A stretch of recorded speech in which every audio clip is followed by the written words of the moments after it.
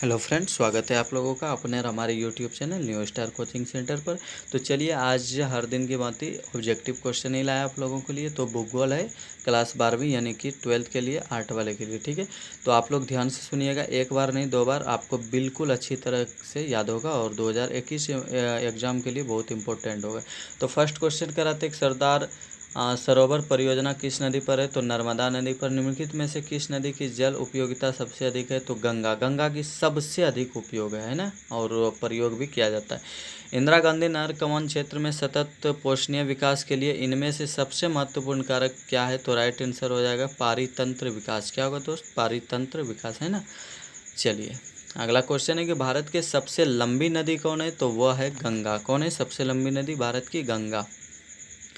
उसके बाद निम्नलिखित में से जल किस प्रकार का संसाधन है? तो इसका राइट आंसर होगा चक्रीय संसाधन। कौन है दोस्त? चक्रीय संसाधन।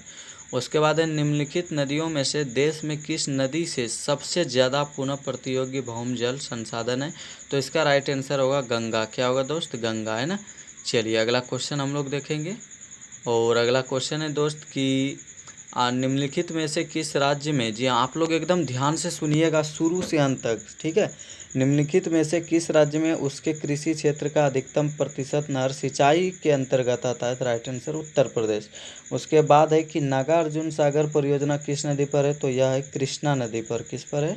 कृष्णा नदी पर। ऐसे भी कृष्ण जी नाग पर डांस किए थे ना, और अर्जुन के साथ रहते थे, नागार्जुन, याद रखिएगा, ठीक है। कृष्णा किस नदी पर? नागार्जुन। और उसके बाद निम्नलिखित राज्यों में हीराकुड परियोजना का है? तो ये हो जाएगा आप लोगों का उड़ीसा में।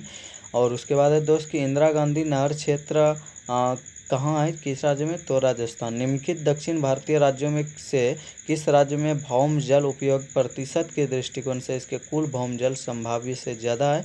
तो इसका राइट आंसर होगा तमिलनाडु। देश में, जी हाँ, देश में यानी भारत देश में प्रयुक्त कुल जल का सबसे अधिक समानुपात निम्नलिखित सेक्टरों में से किस सेक्टर में है? तो इसका राइट आंसर होगा सिंचाई। और आपको बता दें, इस चैनल पर आपको सभी विषय का सभी तरह ऑब्जेक्टिव सब्जेक्टिव सब चीज़ पढ़ाई मिलेगा फ्री ऑफ कॉस्ट में। आप लोग ध्यान से सुनिएगा, ठीक है, और पढ़िएगा, है ना। चलिए, अगला क्वेश्चन है हीराकुंड बांध किस नदी पर बना है? तो राइट आंसर महानदी पर। कहाँ पर? महानदी पर, जो उड़ीसा में, ठीक है। अगला, निम्नलिखित में से कौन एक भारत की सबसे कम मिट्टी ढोने वाली नदी है? तो राइट आंसर सतलज।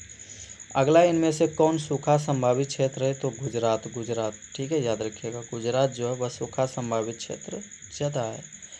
और अगला क्वेश्चन है कि भारत में, जी हाँ, भारत में कितनी नदियों एवं सहायक नदियों हैं? तो राइट आंसर हो जाएगा 10,360, ठीक है। नदी और सहायक नदी मिलकर 10,360, समझ सकते हैं, कभी सोचे थे? ठीक है, तो इसको याद कर लीजिएगा ध्यान से, ठीक है। अगला, निम्नलिखित नदियों में कौन पूर्व की ओर प्रवाहित नहीं होती है? कृष्णा, याद रखिएगा, कृष्णा। उसके बाद निम्नलिखित में कौन सबसे छोटी है? तो माही बेसिन। भूगर्भिक क्षमता का न्यूनतम उपयोग करने वाला राज्य कौन है? तो असम।